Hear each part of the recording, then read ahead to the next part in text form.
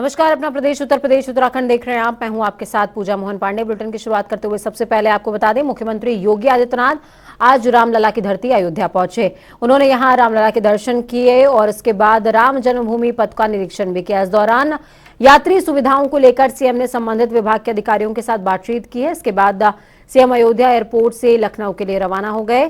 CM योगी लगभग 5 घंटे तक अयोध्या में ही रहे।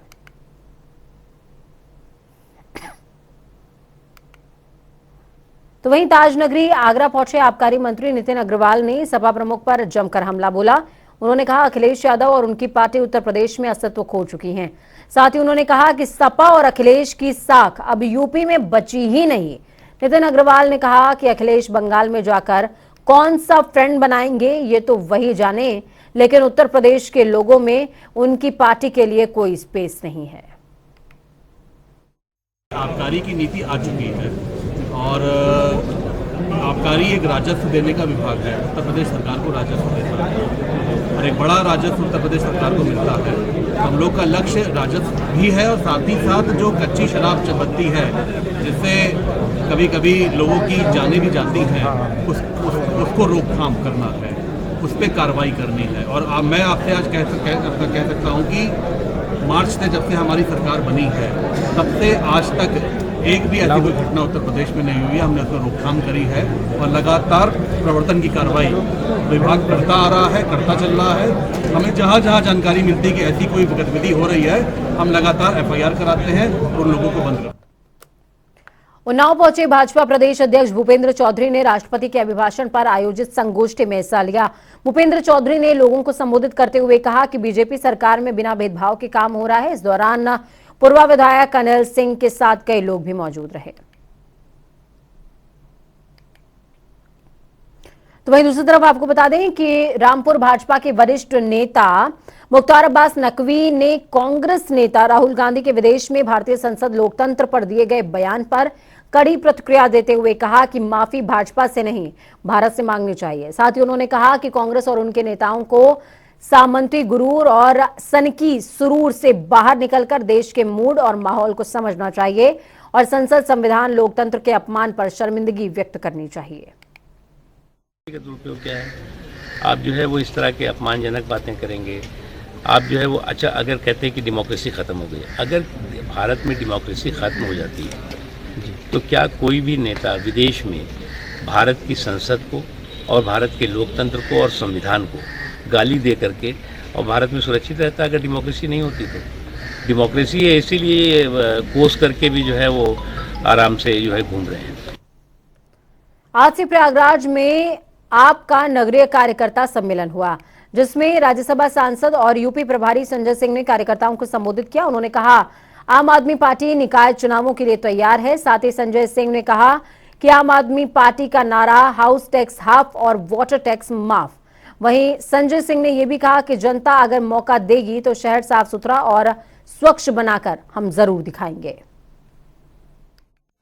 देखिए, उत्तर प्रदेश के 763 नगर निकायों में 633 में हमने अपने नगर निकाय के प्रभारी घोषित कर दिए हैं। 15 दिन तक का सदस्यता अभियान हमारा चल रहा है। वार्डों में, नगरों में कमेटियां बन रही हैं और कार्यकर्ताओं और जनता की भागीदारी से हम लोग अपने प्रत्याशियों का चयन करेंगे।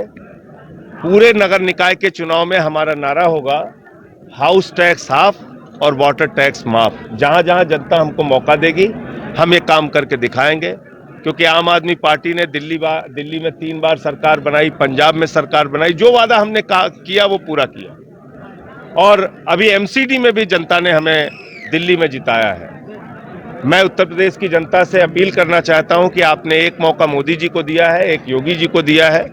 ये तो शहरों की सफाई का काम है, ये झाड़ू वालों को दे दीजिए, हम जनता की बेहतरीन सेवा करके दिखाएंगे। इसके अलावा 2 और अहम मुद्दे थे। एक तो यहाँ छात्र संघ के चुनाव को लेकर, उसकी बहाली को लेकर छात्रों का लंबा आंदोलन चल रहा है, बहुत समय से चल रहा है और मैं देख रहा हूं कि आतंकवादियों जैसा व्यवहार छात्रों के साथ किया जा रहा है। किसी पे 37 मुकदमा, किसी पे 25 मुकदमा। ये क्या है? इलाहाबाद विश्वविद्यालय ने प्रधानमंत्री दिया देश को, राष्ट्रपति दिया, साइंटिस्ट दिया, वैज्ञानिक बड़े बड़े दिया, इंजीनियर दिया, डॉक्टर दिया। आप वहां के बच्चों को आतंकवादियों जैसा व्यवहार कर रहे हैं। बरेली में ऑल इंडिया मुस्लिम जमात के राष्ट्रीय अध्यक्ष मौलाना शहाबुद्दीन रजवी बरेलवी ने धीरेन्द्र शास्त्री बाबा के हिंदू राष्ट्र वाले नारे पर कड़ी प्रतिक्रिया दी है। मौलाना ने कहा कि हमारा भारत कभी भी ना हिंदू राष्ट्र बन सकता है और ना ही मुस्लिम राष्ट्र। ये लोग देश को तोड़ने में लगे हुए हैं, इसलिए हुकूमत ध्यान दे और ऐसे लोगों की जुबान को बंद कराए, क्योंकि भारत तरक्की की तरफ बढ़ता हुआ देश है। ऐसे समय में जो लोग हिंदू राष्ट्र और मुस्लिम राष्ट्र का नारा बुलंद कर रहे हैं, उन लोगों के खिलाफ हुकूमत को कानूनी कार्रवाई अमल में लानी चाहिए। देश को तोड़ने वाली ताकतों से होशियार रहने की जरूरत है और हुकूमत को भी चाहिए कि ऐसे लोगों की जुबान बंद की जाए जो लोग देश को तोड़ने के लिए काम कर रहे हैं और बार बार हिंदू राष्ट्र का नारा लगा रहे हैं। तो मैं दावे से कह रहा हूं कि हिंदू राष्ट्र, ये देश हिंदुस्तान, हमारा भारत कभी भी नहीं बन सकता है। न ये हिंदू राष्ट्र बन सकता है और न ये मुस्लिम राष्ट्र बन सकता है। जो लोग हिंदू राष्ट्र का और मुस्लिम राष्ट्र का नारा लगा रहे हैं, उन लोगों के खिलाफ हुकूमत को चाहिए कानूनी कार्रवाई करे, वरना हिंदुस्तान के टुकड़े टुकड़े करने की साजिश रची जा रही है। हिंदुस्तान हमारा एक ताकतवर तरक्की पजीर मुल्क है और ऊंचाइयों की मंजिलों पे जा रहा है। इस तरक्की को और इन ऊंचाइयों की मंजिलों को छूने वाले, विश्वगुरु बनने वाले भारत को ये लोग नुकसान पहुंचा रहे हैं।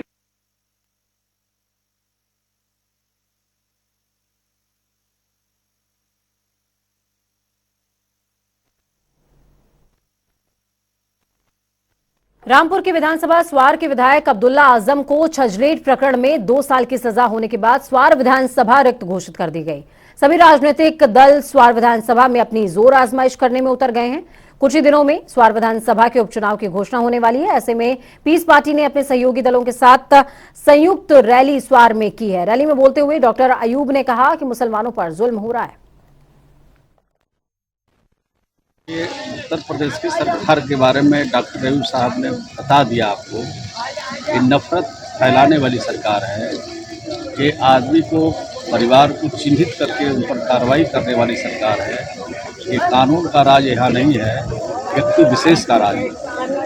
जो बुलडोजर उत्तर प्रदेश के अंदर दिखाई दे रहा है आपको, क्या इसके अलावा आप अपने यहाँ प्रदेश में भी उसको लागू कर रहे हैं? नहीं, हम अपने प्रदेश में क्यों लागू करें? हमारे यहाँ तो कानून का राज है, कानून का राज है, गरीबों का राज है, नफरत को दूर करने वाली राज है, मिल्लत और प्रेम और भाईचारा का राज है। तो क्यों हम लोग नफरत का वातावरण बनाने के लिए उत्तर प्रदेश का मॉडल ले जाएंगे? बिहार का मॉडल तो पूरे देश में मशहूर हो रहा है। अब तो बिहार का मॉडल लोग अपनाने में सब जगह लगे हैं, तो हम नफरत वाले मॉडल क्यों? अगर मुख्यमंत्री कहीं जा रहा है तो वो ANI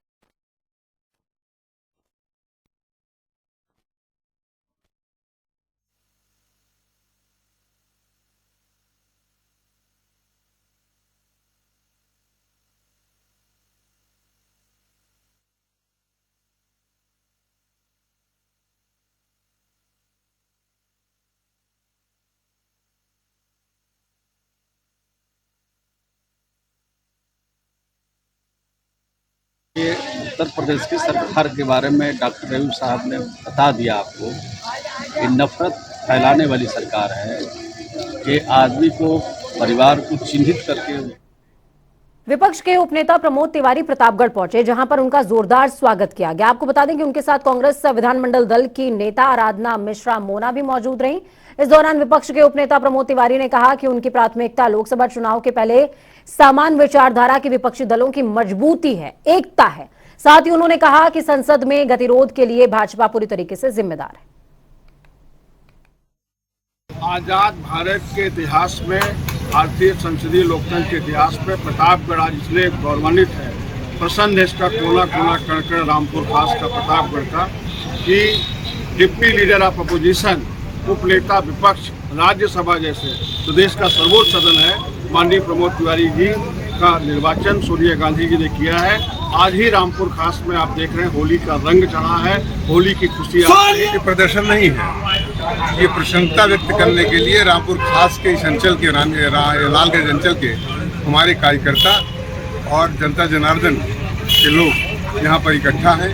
माननीय प्रमोद तिवारी जी को हम सब के लिए बड़े गौरव का विषय है कि उनके संघर्ष की बदौलत, रामपुर खास की जनता जनार्दन के आशीर्वाद से बाबा भूषणनाथ की कृपा से, सबाना बाबा की दुआ से उनको राज्यसभा में उपनेता प्रतिपक्ष चयनित किया गया है।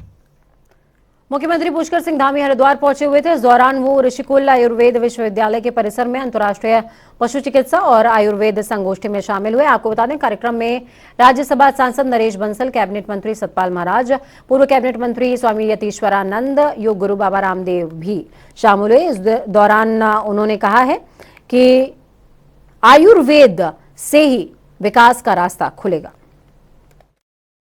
दवा को शरीर अडॉप्ट नहीं करता है। 37 ट्रिलियन सेल्स, जब भी कोई आप आयुर्वेद की दवा लेते हैं, हमारे पाचन तंत्र से लेकर के दवा के विरुद्ध संघर्ष करते हैं, क्योंकि शरीर की एक एक कोशिका में 1,93,8,127 वर्ष पुरानी जो हमारी गौरवशाली परंपरा है, हमारी जीन्स की मेमोरीज में करोड़ों वर्षों पुरानी स्मृतियां हैं। जैसे ही कोई एलोपैथी की दवाई जाती है, बॉडी उसको रिजेक्ट कर देती है, उसको फॉरेन मटेरियल मान करके उसके साथ संघर्ष करती है। जो एलोपैथी के डॉक्टर हैं, साइंटिस्ट हैं, वो जानते हैं अच्छे से इस बात को। तो मैं एक बात तो ये कहना चाहता हूं, वैसे जो आदरणीय माधवन जी ने कहा कि आयुर्वेद में भी एक वेटरनरी कॉलेज क्यों नहीं होना चाहिए, मैं वैसे बता देता हूं, और मैंने तो प्रयोग किया है। और अभी भी हम अपने सारे गायों का, करीब 2000 हमारी गायें हैं, गायों को बुखार हो जाता है तो हम उनको चिरायता, कुटकी, गिलोय, करंज, इन्हीं का काढ़ा पिलाते हैं। भारत वैदिक काल से ही आयुर्वेद द्वारा पशुधन स्वास्थ्य क्षेत्र में पारंपरिक ज्ञान को लागू करने वाला प्रमुख देश रहा है, और इसके बारे में बहुत विस्तार से यहाँ से मंच से बहुत सारी बातें हुई हैं।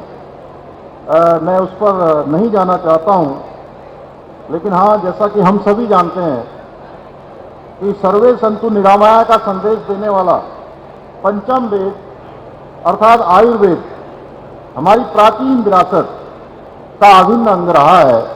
और आज हमारे देश के यशस्वी प्रधानमंत्री मोदी जी ने भी जो पंच प्राण विकास रणनीति में देश के विकास लक्ष्य को प्राप्त करने के लिए अपनी इसी जो हमारी समृद्ध प्राचीन विरासत है, जो पारंपरिक ज्ञान है, उसको पूरी तरह से सहजने पर जोर दिया है, जैसा स्वामी रामदेव जी ने बहुत विस्तार से बताया। महाराष्ट्र के पूर्व राज्यपाल भगत सिंह कोश्यारी बागेश्वर पहुंचे, जहां पर उन्होंने कार्यक्रमों में शिरकत करी। कार्यक्रम के दौरान भगत सिंह कोश्यारी भाजपा कार्यकर्ताओं से मिलने भारतीय जनता पार्टी कार्यालय भी पहुंचे। पार्टी कार्यालय में भाजपा कार्यकर्ताओं ने भगत सिंह कोश्यारी का फूल मालाओं के साथ भव्य स्वागत किया। इस दौरान भाजपा कार्यकर्ताओं को संबोधित करते हुए कोश्यारी ने कहा कि 4 साल के अंदर उत्तराखंड को अपने पांव पर खड़ा करने के संकल्प के साथ मैं भाजपा के हर एक कार्यकर्ता के साथ भेंट और बातचीत कर रहा हूं। देखिए, where there is a will there is a way, जहाँ चाह तहाँ राह। मैंने कहा बंदर आता है तो कंटर बजाओ।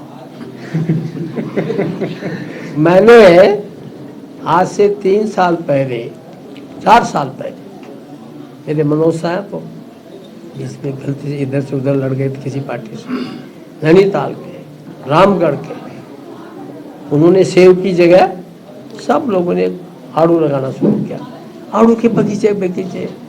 मैंने कहा यार इतने तेरे आड़ू बंदर नहीं खाते क्या? बोला दाजू, बोले जहाँ एक पेड़ में बंदर दिखा तो एक ने कंटर बजाया, सब कंटर बजाने लगते, कनिष्ठर तो सब के सब भाग जाते हैं। तो ये क्या होता है? अभी मुझे मेरा भाई बता रहा था गाँव में, बोले दाजू यहाँ पहले क्या होता था, बोले हमारे यहाँ जब जैसे बंदर कोई दिखाई दिया तो बोले हमारे त्रिलोक सिंह चाचा और पिताजी जो है वो वहाँ रामगंगा के नीचे वहाँ किनारे पहुँचा देते थे उनको ऐसे भगा करके। नैनीताल में सरकारी विभाग ही बिजली विभाग का करोड़ों रुपया दबाए बैठा है। वित्तीय वर्ष खत्म होने से पहले मार्च में अब बिजली विभाग ने बड़े बकायेदारों से बकाया वसूली के लिए विशेष अभियान शुरू कर दिया। तो वहीं अधीक्षण अभियंता नवीन मिश्रा ने बताया कि जिले में सरकारी और गैर सरकारी विभागों पर 41 करोड़ रुपए बकाया है। जिनमें 12 करोड़ केवल सरकारी विभागों ने ही बिजली विभाग के बिल नहीं भुगतान किए हैं, जो कि लंबे समय से भुगतान नहीं किया गया। वहीं बिजली विभाग विशेष अभियान चलाकर अब तक 16 करोड़ की वसूली कर चुका है। साथ ही बिजली का बिल ना देने वाले बड़े बकायेदारों के कनेक्शन भी काटे जा रहे हैं। उन्होंने लोगों से अपील करी है कि वो तत्काल अपने बिजली के बिल जमा करवा दें।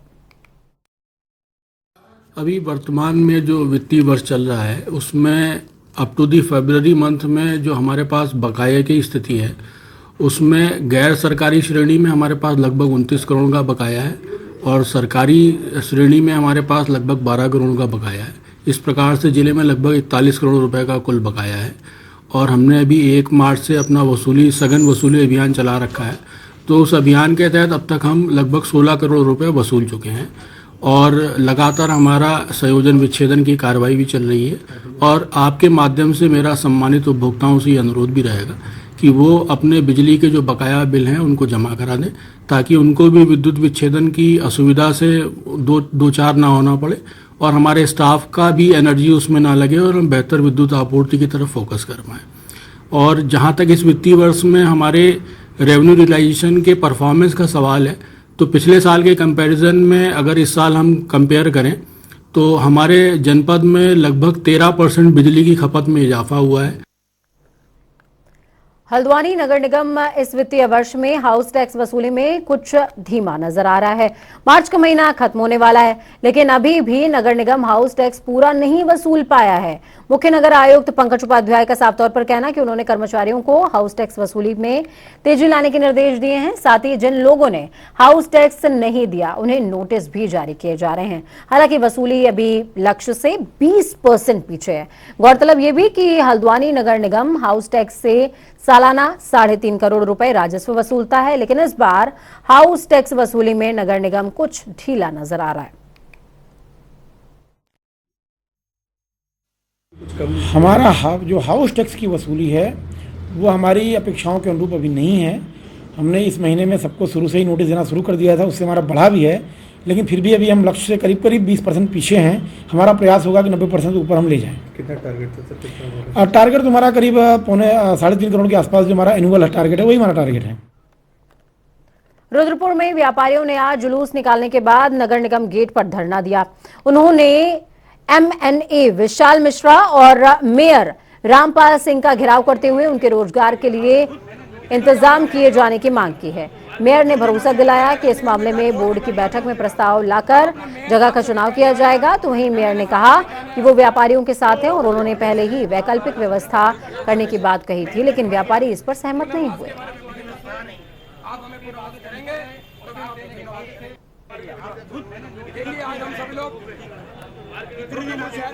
तो नगर निगम के गेट पर यह धरना दिया गया है। रोजगार का इंतजाम करने की मांग व्यापारी लगातार कर रहे हैं। हालांकि मेयर का साफ तौर पर कहना है कि हमने वैकल्पिक व्यवस्था की बात कही थी, लेकिन व्यापारी हमसे एग्री नहीं हुए, तो अब हम कोई और मध्य मार्ग चुनेंगे।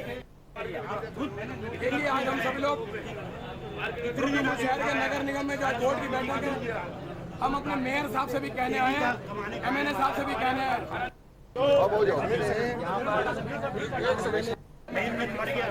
पुनर्वास के बारे में आप हमें पुनर्वास करेंगे तो लखनऊ में होम्योपैथिक फार्मासिस्ट अभ्यर्थियों का विरोध देखने को मिल रहा है। इस विरोध के चलते आपको बता दें कि प्रदर्शन लगातार चौथे दिन भी जारी रहा। अभ्यर्थी नियुक्ति की मांग को लेकर होम्योपैथिक फार्मासिस्ट विरोध प्रदर्शन कर रहे हैं। उत्तर प्रदेश के अधीनस्थ सेवा चयन आयोग में 4 सालों से लंबित है इनकी भर्ती।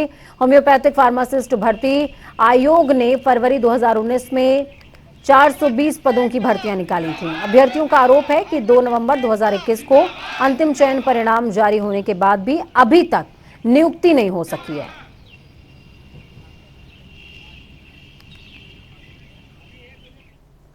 एटा शहर के आगरा रोड पर बने ग्राउंड स्पाइस होटल में आज भाजपा महिला मोर्चा ने सुषमा स्वराज अवार्ड के तहत शहर की प्रतिष्ठित महिलाओं के लिए सम्मान समारोह का आयोजन किया, जिसमें कार्यक्रम की संयोजिका अर्चना सक्सेना ने बताया, हमारे कार्यक्रम का मुख्य उद्देश्य महिलाओं और बहनों के ऊपर हो रहे अत्याचारों के खिलाफ महिलाओं को जागरूक करना रहा। तो वहीं कार्यक्रम में मुख्य अतिथि के तौर पर प्रदेश कार्यकारिणी सदस्य विमलेश राजपूत, महिला मोर्चा प्रदेश अध्यक्षा गीता शाक्या सहित शहर की तमाम महिला मोर्चा की महिलाएं मौजूद रहीं।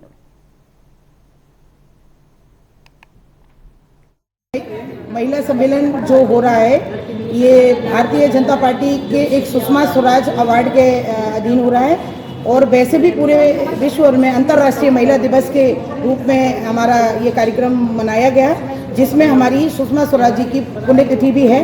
और हमने यहाँ पर सारी संभ्रांत महिलाएं जो जिले में कुछ ना कुछ कार्य कर रही हैं, उन बहनों को बुलाकर यहाँ पे सम्मानित किया है।